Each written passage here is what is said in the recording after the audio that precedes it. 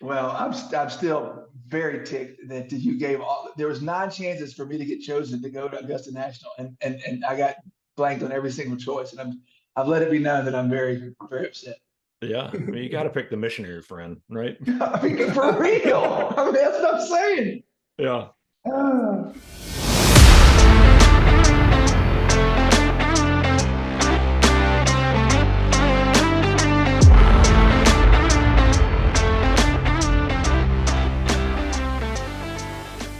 All right, welcome, listener, to the Whole Story Podcast. You are listening to episode number 9, finishing up the front 9 of me and Robby's episodes here. If you'd like, you can go ahead and take a few minutes, go back and listen through 1 through 8. No promises, but our guest today is probably going to be the most entertaining guest that we've had so far. No pressure, Stephen, no pressure. He is for sure the one who's traveled the furthest to get to our show. We'll talk a little bit more about that later. If you were watching over the weekend, some fireworks on the PGA Championships. Brooks Koepka won, which I feel like there was a little bit of Nostradamus involved last week, because we talked about how at some point a live golfer is going to play well enough that it's going to become a problem. So did you get a chance to watch any of the action over the weekend for Robby?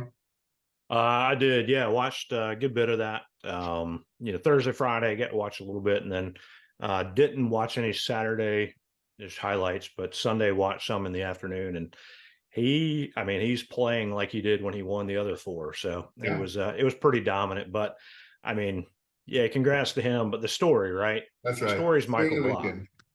The story's Michael Block. So we talked last week. There were 20 golfers that were PGA, like teaching pros, that were entered into this thing. Now, granted, he was like second in the list of those 20, and he had a weekend, didn't he? Yeah, he tied for 15th.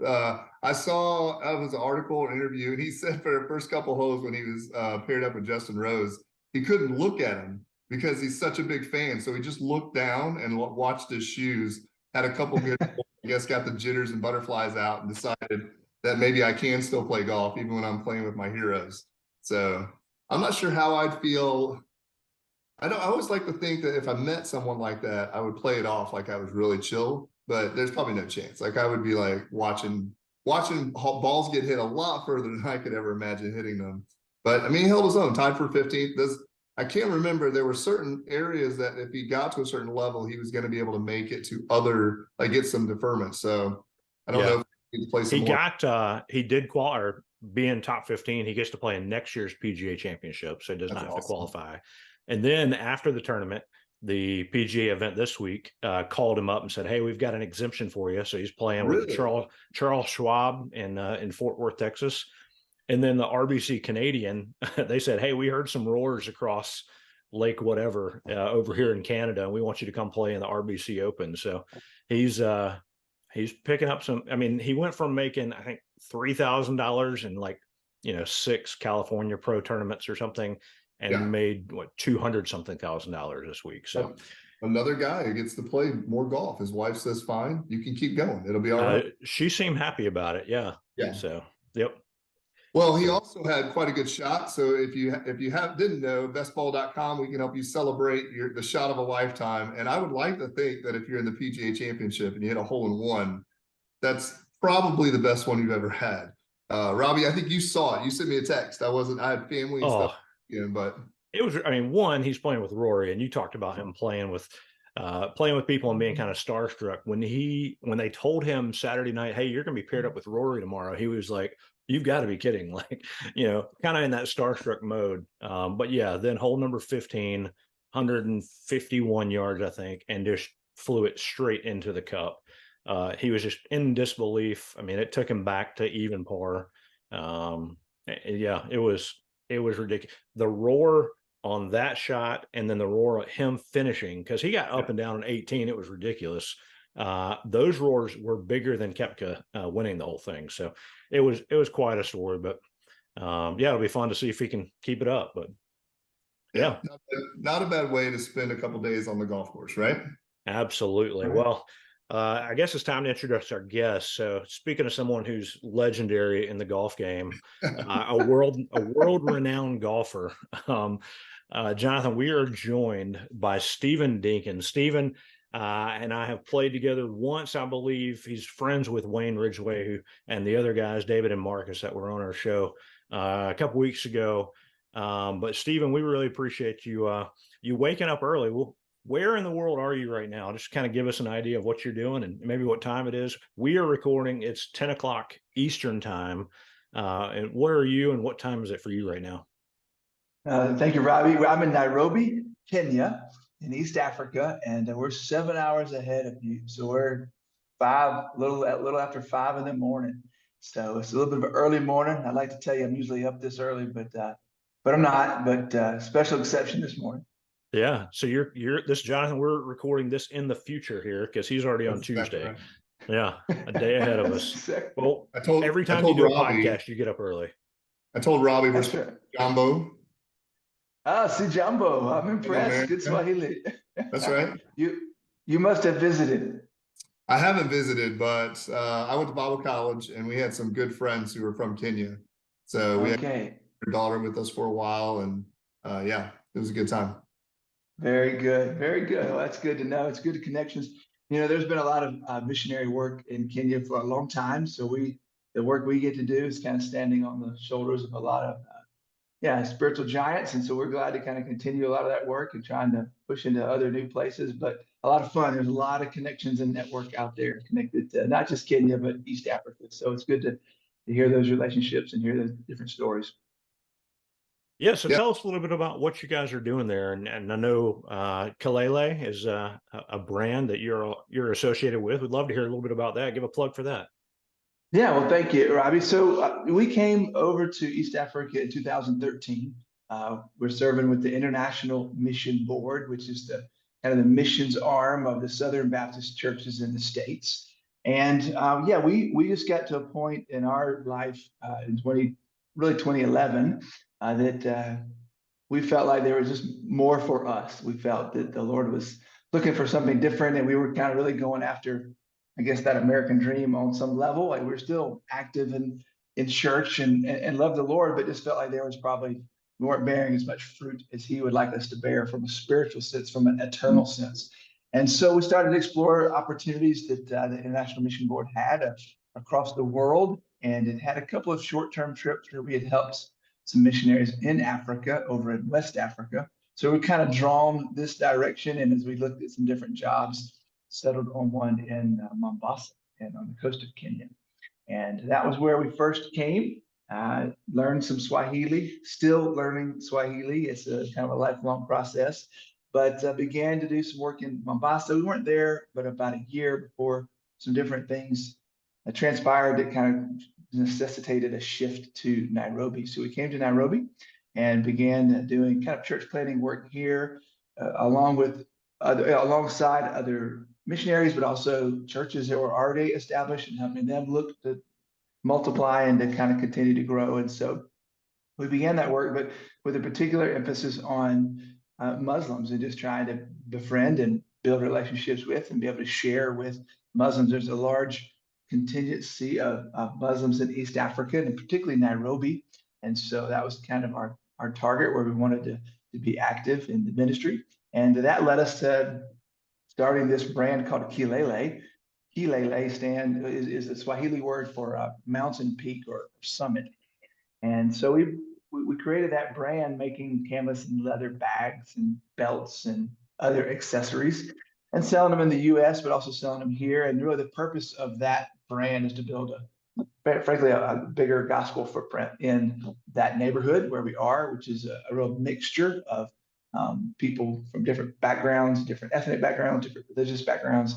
And it's a relatively poor neighborhood. So trying to do some community development things as well through that business, and letting that business kind of try to lift the community. In just a couple of weeks, we've got a medical team coming over from Columbia, South Carolina, y'all's hometown, to do some medical work and provide some of that kind of care to folks in that area that are vulnerable. But in that business, we employ a couple of Kenyan church planters and others that are active in ministry, just trying to create healthy vocation and healthy atmosphere for and flexible work hours for the kind of work the Lord's calling them to do. And we get a chance to walk alongside them and disciple and encourage and be catalyst. And so, yeah, it's real exciting, and it's been fun watching the Lord work. But So the business is there, and it's a business, but it's like everything. We want to use it for, for the Lord's good or for the Lord's glory and for the good of the people around. So That's great. That's Kilele, really cool. yeah, KileleGear.com. Check it Okay. out. All kinds of good looking stuff there. And when you buy something there, we our tagline is gear with a global impact. You're making a difference eternally in all kinds of different sources in Nairobi and all the places that Nairobi touches, which is a lot in Africa. It's a big hub. Absolutely. Yeah, we'll put a link for that in the show notes for sure. Have you guys started making golf bags yet? Not yet, but we have made a few scorecard holders, and we've made some belts that we've talked about trying to get into a few other things. I have an uncle, well, my wife's uncle, so he's an uncle-in-law. He's in Florence. He's a member at Florence Country Club. Just a great friend, but also family and kind of father figure for Sarah and I. But he's an avid golfer, and he's been on me about making some kind of really, really high quality, genuine leather golf bags. And we're not quite there yet on our production experience and capabilities, but one of these days that'd be a lot of fun to experiment and see what's possible. Absolutely. Well, we mentioned earlier, one, thank you for all that you're doing there. It sounds amazing. You and your family. That's a blessing. Yeah. But and we talked earlier, Wayne and David and Marcus, old friends, I believe, and you've listened to their episodes. So how do you know them? And maybe we can ask this, what discrepancies do you have in maybe some of their stories? Because you've played golf with them for years. And so what are some of the things that they said that, maybe weren't exactly correct in your opinion? Yeah, well, I don't know that we have time to really get into that, but I did prepare an alphabetical list here to go through and check off. No, listen, Wayne. Well, let me start with Marcus. Marcus is who I've known the longest. Marcus is from Sumter. He was a few years ahead of me in high school, but we knew each other from youth group. Actually, he was at a Methodist church. I was at the Baptist church, but the Methodists had a great youth group. Mark Yoder was the youth pastor at the time, awesome guy. And so I was real involved over there. My older sister and Marcus were good friends, but in Sumter High together. I was at a smaller private school. I was over at Wilson Hall, but I got to know Marcus through that setting, and it just kind of kept up. And then when he was doing work in Columbia while I was there, Wayne and I decided to hook up. Got met Wayne, and we were rooming together. We decided to room with Marcus. I can't remember if it was our junior or senior. I think it was our senior year, and so we've been friends for a very long time. And I didn't play golf until college. When I got there, and friends I started hanging out with like Wayne and a few other guys that are still on that golf weekend group that still gets together. They had been playing and had grown up playing a little bit. So I went out and found me a set of black cats, Lynx black cats. I used Freddie Couples was my hero at that time, and I just started from scratch. And I had the biggest Chiquita slice that I think you've probably ever seen for a couple of years, and it's still a slice, but it's it's less at this point. A lot of fun. That's great. Well, yeah. So being in Kenya, did you bring you brought your clubs with you? I know Wayne said you guys are pretty involved with the golf scene there in Kenya. Tell us a little bit about that, and might have some other questions for you. Yeah. So the guy that I was coming to, the team that I was coming to join, great fellow named Mark Grossman, and sometime in our conversations we were Skyping. Back then we were Skyping, not Zooming, and we were Skyping with Mark and his wife MJ, and we were just talking. And I assumed that there would be very few opportunities to watch sports or play golf, and so I kind of had just relegated that to when I come back to the States I'll get to pick up the clubs and enjoy fellowship. But he asked me if I was a golfer, and I told him I was, and he said there's actually a pretty good course down here in Mombasa. You should bring your clubs and we can play some. So I just remember getting excited that there was a possibility to even play at all. I didn't think there'd be any. So we brought our clubs, and in fact, a lot of things we put on a crate, right? We packed on a big crate. It's going to get on a big freight liner, and it's going to take 3 or 4, 5 months to get there to our house. But I didn't put those clubs on the crate. I bought them with me. They were one of my check bags. And so actually the very first week we came and we landed in Nairobi, there was a big annual group meeting. AGM is the acronym, and there's a couple hundred missionaries from around East Africa getting together at this conference center. And I had never worked for a big organization. I had always been kind of self-employed, doing some real estate development and commercial brokerage and some other stuff. And so I was very intimidated by this culture and this organization and structure. So I didn't want to do anything wrong early. But I was at this meeting, and the very second day, a guy comes up to me and introduces himself, and he says, "Hey, I heard you're a golfer." And I said, "Well, I mean, I'm not very good, but I like to play." He goes, "Well, do you have your clubs?" And I said, "Actually, I do. They're up on top of my car with 12 other bags, with my family." And he said, "Well, some of us are playing tomorrow afternoon, blah, blah, blah." And I said, "Well, aren't there there's meetings all tomorrow afternoon? And there's these breakout sessions and these things we're supposed to do." He's like, "Yeah, well, some of us are playing golf tomorrow afternoon. You want to go?" Because there's this golf course just across, not 2 or 3 minutes away from where this conference center was, up in the hills of Nairobi, up about a 45 minutes north. Beautiful setting, tee fields, just absolutely gorgeous, about 7,000 feet of elevation, nice and cool. And so the next day, another guy came up to me and said, "Hey, I heard you play, you're a golfer," and same conversation. And I told him, because I told the first guy no, that I just couldn't, I didn't want to break rules first time. So he asked me the same thing. I was like, "Well, I really want to, but I just don't feel like I should. I don't want to break any rules, get in trouble." Well, at lunchtime that same day, like the boss of Africa of our organization, I knew he was like the head guy. He comes over to me. His name is Tim Kearley. He went home to be with the Lord this past year. Tim comes over to me and says, "Stephen, I heard you're a golfer." And I said, "Well, I am, not very good." He goes, "Some of us are sneaking off to play this afternoon. Do you want to go?" I said, "Yes, I will go." And that was my very first round in Africa. And I actually played pretty well. It's like 86, which is not bad for me. And what I remember was that I crushed the ball. And it wasn't until afterwards that I kind of did the math, and people started talking about the elevation and how it affects the flight. But at 7,000 feet, I hit the ball pretty far, and I was feeling pretty good. I'm really not a long hitter, but it felt good to be a little longer than normal up there on those hills. But it's so I would play intermittently here and there when I had an opportunity. But as my boys got older and older, and they started taking up the game and just loving it and enjoying it more than just something to do, they were just asking to go. "Can we go again? Can we go again?" About 3 years ago, we finally joined a club here in Nairobi. They have a very reasonable kind of expat membership, temporary membership. It's not a full-fledged, membership with all the dues and nor all the rights or responsibilities, but nonetheless gives us a chance to go play, and greens fees covered. And so these boys can play all they want, and they've been getting better and better. And so, these last 3 years probably played as much golf as we did the first 6 or 7 years. So it's been a good time. What are some of the differences? You mentioned elevation, but I mean, if we were going to go to a course here in America, we have a pretty good idea what that's going to look like. Is it any different whenever you're going to a course over there? Are there ones that are a little more shady, or ones that you kind of step in and think, "Oh, look at this, I'm at a golf course"? Yeah, no, it's surprising, and I think you can.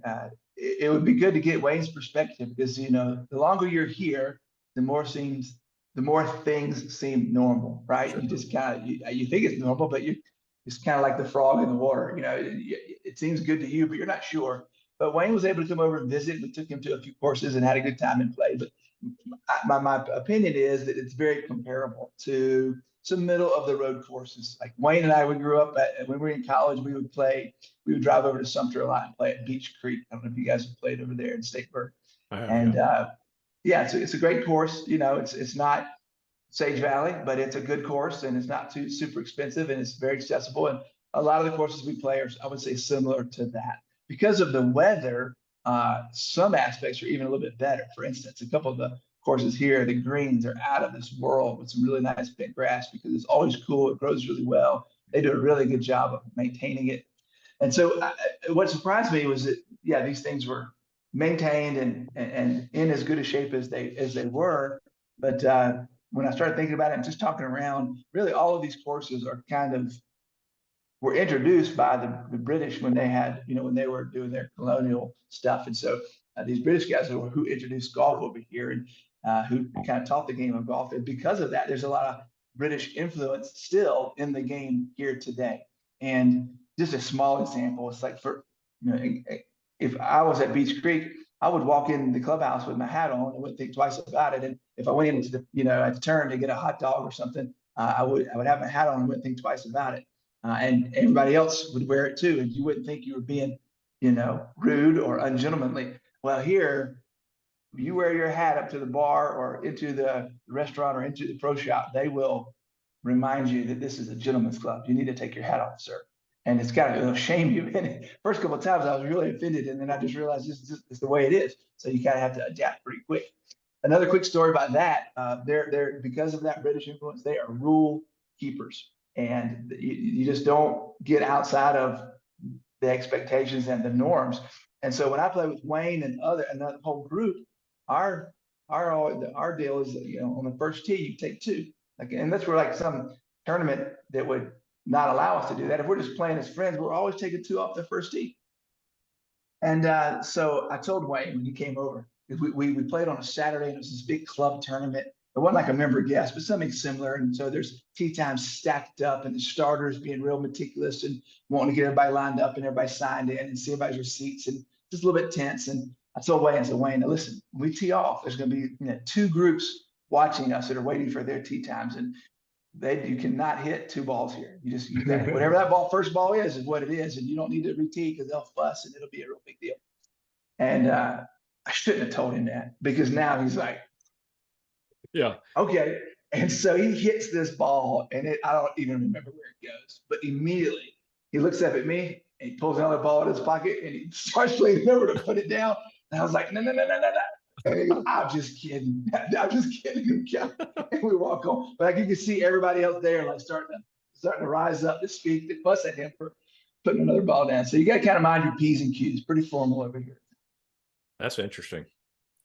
You mentioned your kids are playing. I did see, maybe it was on your Instagram or something. Is that your son? You say he's beating you now, hitting it farther than you and beating you a little bit? Yeah, well, I've got two of them doing that now, which is, in one sense, you're very proud and very happy that they're doing well and enjoying the game. But in another sense, it's very frustrating. So my oldest son, Asa, is a freshman at North Greenville. And he actually had the opportunity to walk onto the golf team there, which was super exciting. We're super proud of him, and he's been playing really well. And for 4 or 5 years now, he's been hitting it farther than me and playing at a much better level than me. I haven't broken 80 yet. I've hit 80 a few times on the head over the last 25 years, but hadn't gotten into the 70s, want to. And he did that 3 or 4 years ago, and now just rarely gets back into the 80s, and he's playing really, really well. He's a big, tall guy. I'm about 6'3". He's 6'4". Hits it a mile with a big, easy swing. And so, yeah, fun to play with him, but a little bit discouraging. But he's actually got a good job this summer. He's living at home with my folks in Sumter, and I got an internship over at Quixote. And so he's getting to be around some really nice golf and a really nice organization, and kind of getting to see how a club functions and works in America. He's a sports management major up at North Greenville, so it's good for that program as well. So we're real proud of him. My other two sons are Nehemiah, who's 13, going into class 8 or grade 8 next year. And then Benjamin, we call him Benny. Benny is our last born. He's 11 and in grade 5. So I'm still out hitting Benny, but Nehemiah is now also passing. I don't want to quite give up the torch on the drive, but his iron play, he strikes it really well like his big brother. And if we're 150 yards out, I'm looking for my 8 iron again, because we're high elevation, which is not impressive, but it sounds good to me. But he'll be pulling out his pitching wedge or his 9 iron at worst. And it's just really like, you're 13. How are you already hitting it further than me? But that's just part of growing up. You want to see your kids do better than you did in all kinds of aspects of life. And so it's fun watching them enjoy the game. And until Asa left, what was really sweet was that we had our own little foursome, and we were always getting, invites. Hey, come play here, or the boys would get invited to play with their friends there. And for all 4 of us, really, it was kind of sweet, because we're like, thanks, but we kind of already got a group we're playing with, our dad and my brothers or my 3 sons on Saturday. And so it's been a little bit different now that Asa's gone, because there's just 3 of us. So we've been picking up some either random strangers or taking a couple of friends with us on the weekend when we do go. But it's a lot of fun, and it's a good place to, be with sons and be in that good quality time. As you know, same reason a lot of salesmen like to play golf. There's a lot of good quality time and a lot of good conversation. And it's also, when they're doing that with me, they're not doing other things that lead other directions. So I'm very grateful they enjoy the things that I enjoy. I thank the Lord for that often. And sometimes they enjoy it so much they can't get enough. I wish they could tone down the enjoyment just a little bit, but I'm glad they did. That's great. Yeah, I've got a son who's graduating high school this Friday, but he loves playing golf, and it's fun to get out there. And Jonathan's son has started with some first tee stuff. He's a little younger, and he's getting involved with the golf. So it's all about who you get to play with. And man, that's great. You had your own foursome, and that'll Ace will be back enough, and you guys will get together, I'm sure, and get that foursome back together. So very nice. Yeah, absolutely. Yeah. You bring them home on furlough and you can still get them with experience, because the ball doesn't quite travel the same in humid South Carolina. So they'll pull this is true for 150 yards and dunk it 120. And then you'll just there you go. Like, that's right. The old man wisdom has to come into play at some point. So I'll have a little heads up. I hope it'll hold out for the whole round. Yep. Well, you sent me a text message, and it had you hitting a golf shot with a giraffe standing right behind you.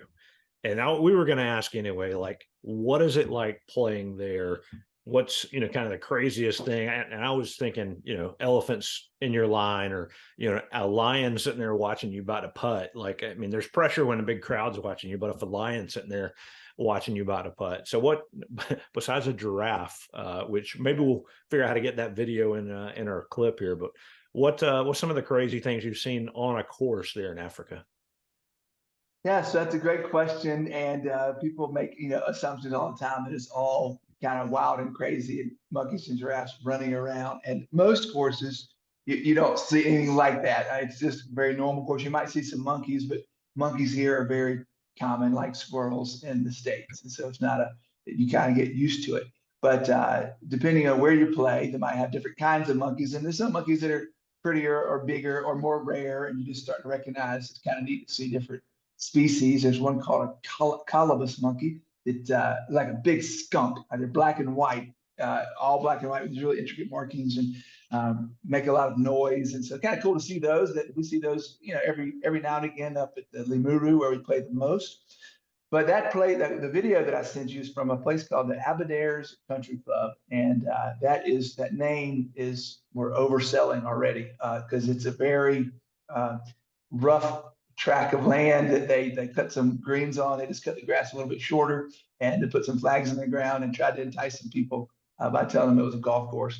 But what is neat about that place is it's a little bit of a sanctuary as well, and so they've got a lot of different animals moving through, from warthogs to giraffes to some zebras. A few impalas will be moving around, and other kind of antelope plains game. So that's kind of really neat. But the giraffe kind of stood out to us, is that we were eager to get some pictures with the giraffe as he was munching on a tree right behind the tee box. That was kind of neat.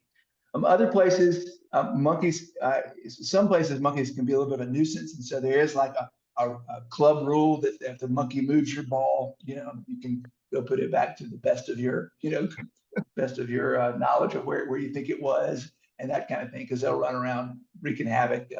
And you also have to be careful with if you have food on. We don't have carts, so everything here is walking. I haven't been to a club yet here that has golf carts, so we're walking, and might have a caddy, or might be carrying your own bag.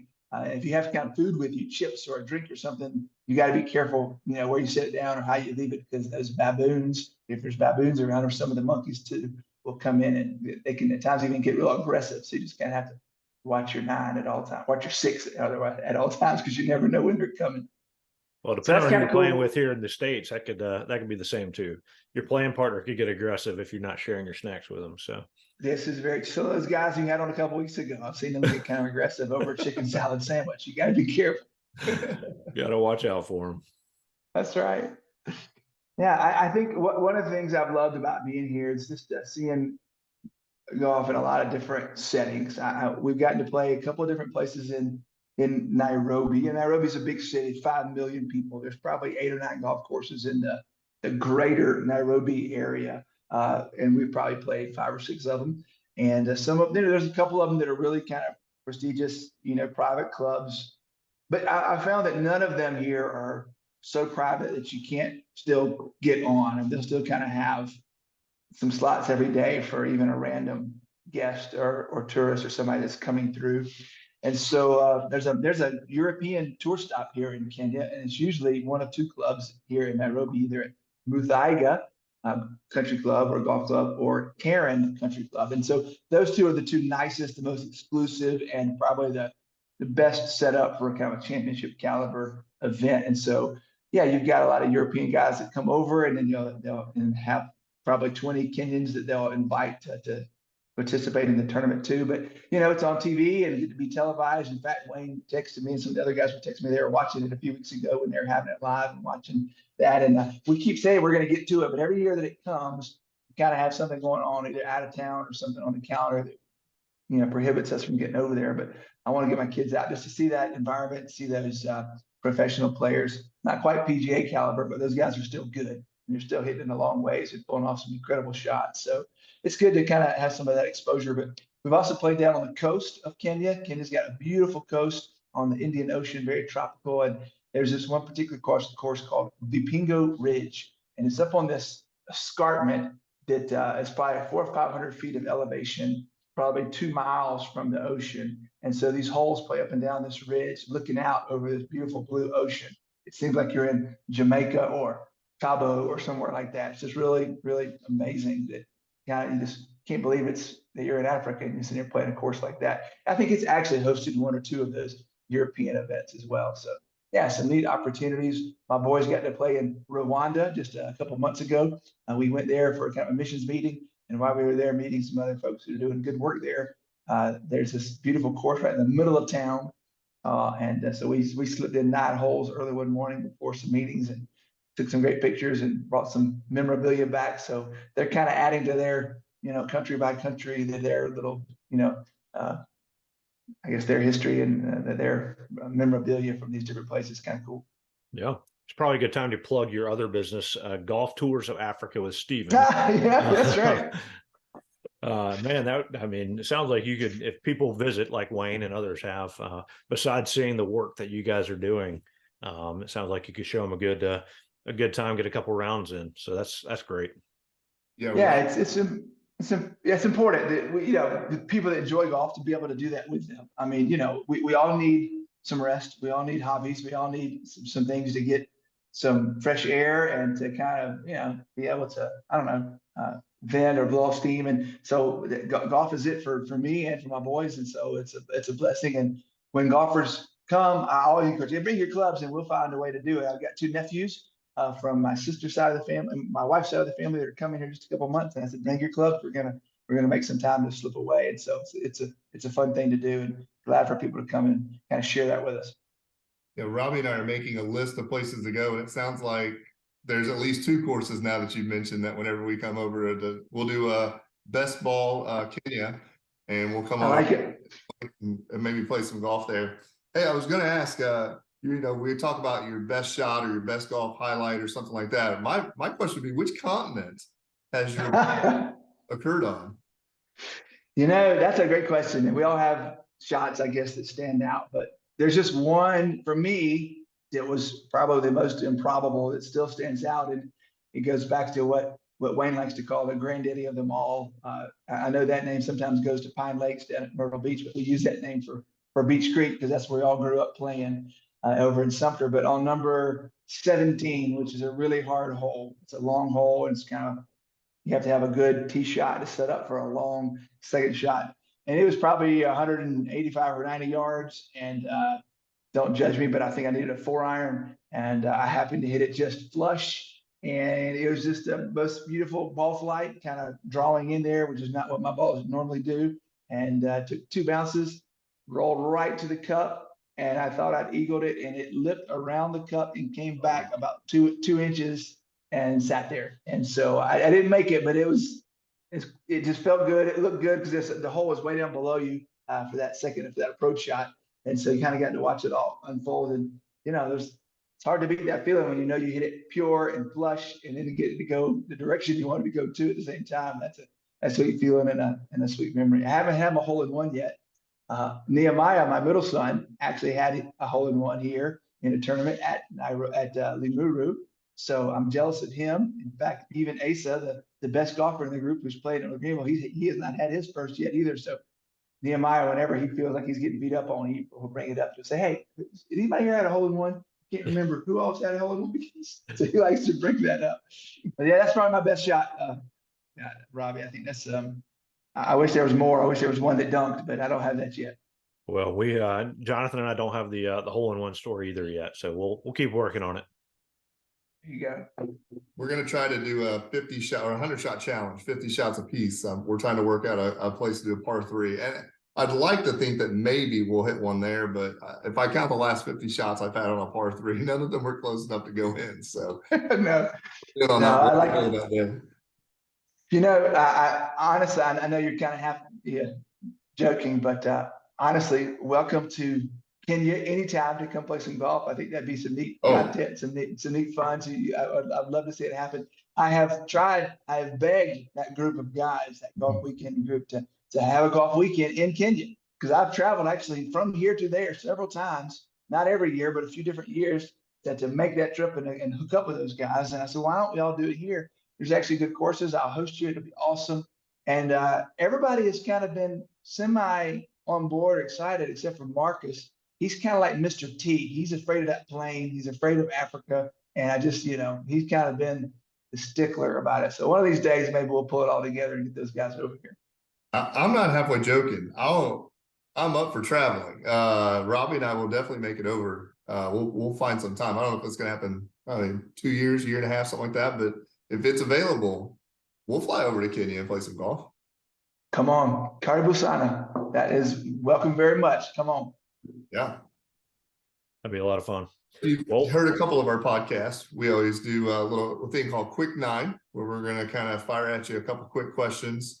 It can be short, it can be long, whichever one you decide. I'll go ahead and get it started here.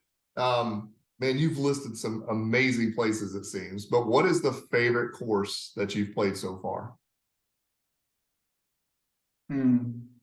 Gosh, I was with Wayne. He mentioned the course in Cabo. I don't remember the name. He might have recalled it, but we played a really nice Jack Nicklaus course out there that was stunning in terms of the vista, and is great shape too. It's a desert course. It's gorgeous. I like that one, but I got to play down at Kiowa, not on the ocean course, but not Cacique. The other one's called River Club or something like that. The River Club. Yeah, that was top notch. I enjoyed that. I love the low country setting, and everything from the clubhouse to just the course itself was immaculate. And that was probably, if I had just one course to go play again that I've already played, I probably want to go hit that one up again. The River Course, I think is what they call it. Yeah. Very nice. How many? I don't know if you've kept track of this. How many countries have you played golf in? My boys keep track of that, and they're always kind of totally wake them up. Who's ahead? I just go get them. Let's see, 3, 4. I don't know. I'd guess 7 or 8. I'd guess 7 or 8. In Mexico and America, and I think I played in Dominican Republic one time. That's 3 on that side, and I played at least 3 over here. I got to run to Dubai one time. Got to sneak around in there. That was a lot of fun. And another cool thing, for 20 years, playing with that golf weekend group, we dreamed of going to Ireland one day and playing, or going to Scotland and having a golf trip to that mecca of golf. Well, I've actually, the mission, when it's time for a furlough, part of our support, is what helps pay for our flights back. So they'll fly us home for the furlough, and we were able to kind of work it so that our flight went through London and had a couple of days of a layover. So for just a few $100s, we were able to fly over to Scotland with the boys and got to play a couple rounds at a couple of, mid-level courses in Scotland. But it was beautiful, big views, lake style with his views over the water and the green hills. It was absolutely stunning. So that was those are some really good memories. It wasn't like the nicest golf I played, but just kind of being in that setting, knowing that's kind of where golf was born, and getting to play there was pretty special too. That was pretty awesome. So get back to your question. I guess maybe 8 countries, but I might be off a country or 2. Only 8. You still got some time to catch up. That's right. Yeah. So Wayne's not here to defend himself, but you weren't there a couple of weeks ago to defend yourself. You get to the hole, you're tied. Who wins, you or Wayne? Oh, every time I crush him. Here's Wayne is a better golfer than me. He's been a better golfer than me since I met him in college. That's a fact. But I don't know. I have the capacity. You know, he made a comment about how he can beat people really bad, but somehow lose money to them. Yeah, he was talking about me. I've taken a fair amount of money. I'm not big money. I mean, small dollars, Yeah. but a fair amount of bets I have won from Wayne, where he can't figure out how did you possibly win? I beat you about 10 strokes. But generally speaking, I convince him of some kind of press bet on 18. And somehow I pull out some miracle shot. It seems like almost every time. In fact, here in Kenya, he has been talking trash for months about I'm gonna beat you on your home course. I'm gonna come to Africa and beat you. That's gonna be so embarrassing. I'm gonna beat you. And he came here, and I played pretty well, but then I faltered on the back and I gave the lead back to him. And then on 18, I birdied 18. He came unglued. He was so mad. I thought he was gonna break his putter that day, but he didn't. He hung in there, but he didn't like it. So I'm betting on me every time. You also got a woody and you hit a leaf on a tree and got a couple of dots that way. You know, I had that podcast in my mind, and so and I thought about how crazy that betting system sounded to y'all and how y'all thought that was insane. Well, I've played it with him, so I know it. Yeah. So I was walking with these three guys this past Saturday. My boys were occupied, and so I went by myself and with these kind of three strangers, these Kenyan men, and they were betting, and they had like their own little system. And I was kind of laughing because they were acting like Wayne and I, my buddies, they were giving each other a hard time and laughing over this and that. And I said, maybe I could spice things up for y'all. But let me tell you how my friends do it. And I started to talk about woodies and sandies, and they thought I was insane. They thought that's the craziest thing. You can't just bet on the score. I said, no, it's better than that. There's all kinds of ways no, we would just want to bet on the score. Okay, well, throw that in.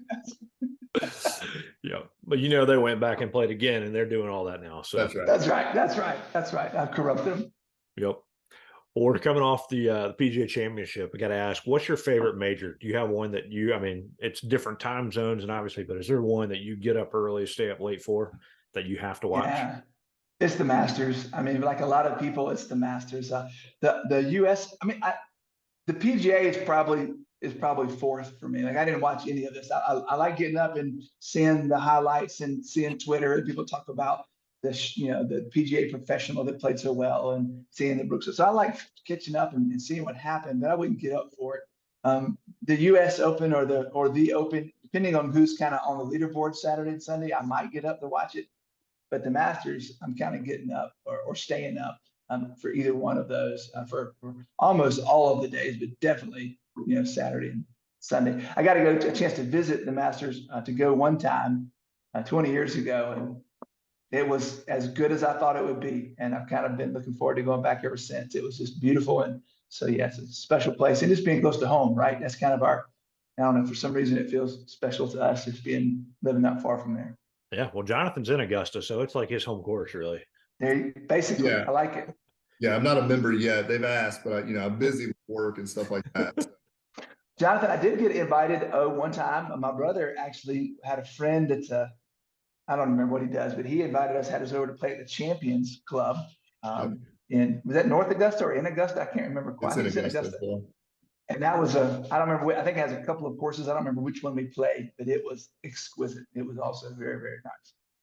That's what I've heard. Maybe someday Robby will get to invite me. See, Robby's always gets to invite all these best ball things because he's a ringer, and everyone. So they always ask him to come and play the nice courses.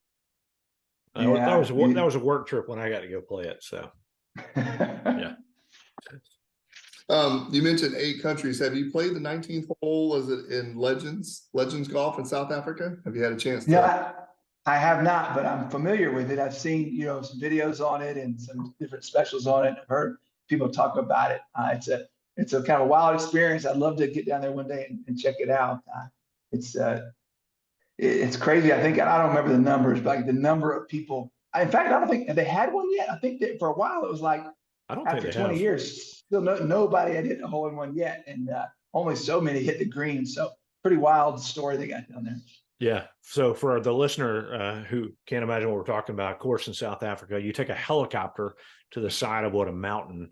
It's the 19th hole, and it's a 400-yard shot down to the green that is in the shape of Africa. And yeah, it's what, $1 million if you get a hole in one, and you're lucky if you can figure out how to get onto the green, if that. So Yeah, quite it's an experience.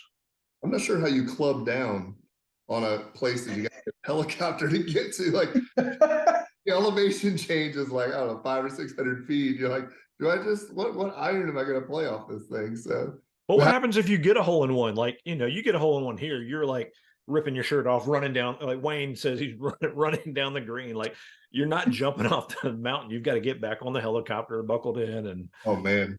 Yeah. That's plan. I'm gonna hit my hole in one at that place. I'm not gonna ruin it by doing it just regular course. Yeah, save it for that one. That's right. Yep. Hey, what's your favorite club in your golf bag? Like, go-to shot, I got this one. Maybe it's that 4-iron you were talking about. No, definitely not the 4-iron. That's another reason that one stands out, is because that was very unusual. I guess recently probably my 8-iron, and that is the one I have the most confidence in.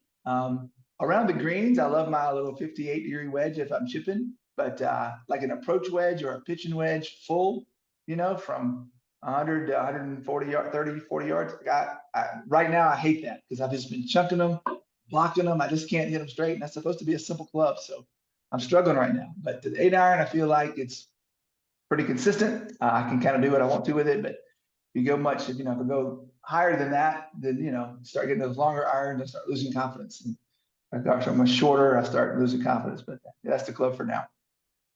I think you just gave us a sneak peek, but what's the least used club in the bag? Sounds like the 4-iron.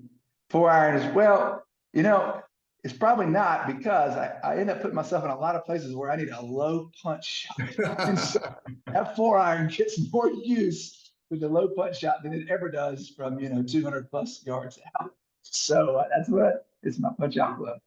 I'm like a club pro guy. You got the elite punch out game. I think that's his tagline.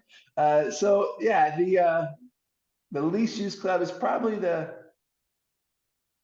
7-iron actually. That doesn't seem to get a whole lot of use. Maybe it's just the courses I play in and not ending up with that yardage a lot. But I feel like I'm usually wanting a 5-iron to get more yardage, or I'm just swinging the 8 because it's the most comfortable and I'm the most confident. The 7 probably gets left out more. All right, we're going to test your knowledge here of African golf. Who is an African golfer that's like maybe a pro golfer, or somebody really good that people don't know? We hear about the South Africans, right? Ernie Els and all those guys. Is there somebody that's a pro, maybe from Africa, wherever in Africa, that we don't know about, that you think, man, this guy's good if he just got his shot at PGA or whatever? Yeah, no, I really don't know of that. I would love to have a really good story of somebody I've played with or seen or heard. There was a junior, an 18 or 19-year-old junior that was a member out of Muthaiga here in Nairobi, and he was one of the 20 amateur or 20 Kenyans picked to play in that Kenya Magical Open, which is that European tour stop I mentioned earlier. And he actually made the cut and finished on like top 15. And it was just a really big news here. I mean, everybody was going crazy, and I wish I could remember his exact name, but it was kind of fun watching him because he did really well the first day, and that was news. And so everybody was kind of following him along until the last day. But, in terms of, I don't even know any other golfers from Africa outside of South Africa, as you have mentioned, that have really made noise in either the European tour or even just kind of locally. There's a lot of golf here, but I think just getting it to the next level, I'm not sure there's enough people playing young enough to really become elite at that level.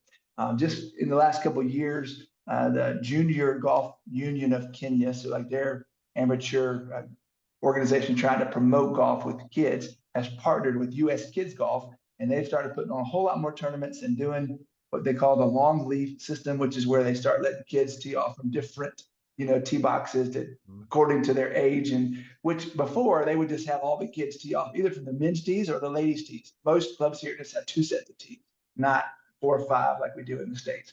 And so that was putting kids at a disadvantage. So now they realize they need to start getting kids used to scoring par, right? So if we need a 10-year-old to be 200 yards out, let's put him 200 yards out and let him hit a driver and a wedge and have a chance at par. So it's going to take, I think, years and years of that kind of movement for kids to start, getting to the level where they can really compete with those pros. So I'm no golf expert, but that's my hunch. Hopefully we'll see things start improving and seeing more golfers come out of Africa and competing on that pro stage. That'd be fun.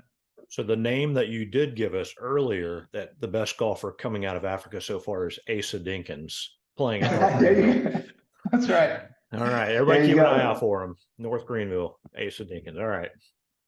Well, because Robby is our official bookkeeper, we do want to know, what is your favorite course in Africa? That way we can make sure we get a tee time when we come over to play.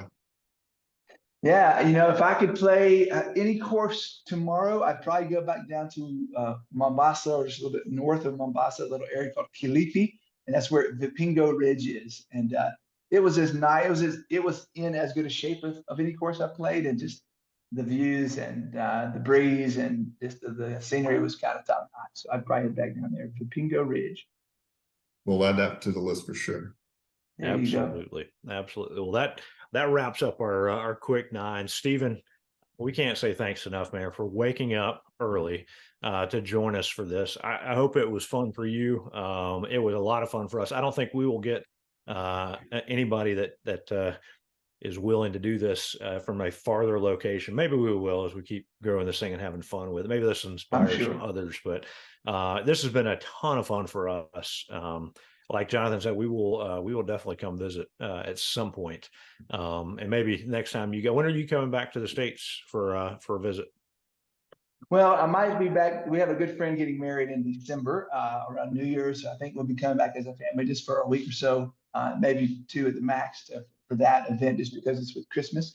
But in terms of a furlough and having a few months, it'll probably be a couple of years. We were there last fall helping get Asa situated for his first semester at college. And so we've got a couple of years before we'll have a little bit of extended time. Okay. Well, whenever that is, maybe we can all get together sometime and go play some golf. That'd be a lot of fun. A lot of fun. Maybe we can cut into your foursome for one round at least. I'll kick some boys out for y'all. Yeah. Well, it has been a ton of fun for us. We appreciate you being on it. Until next time, for Jonathan and Stephen, this is Robby, and we appreciate you guys listening to the Whole Story Podcast.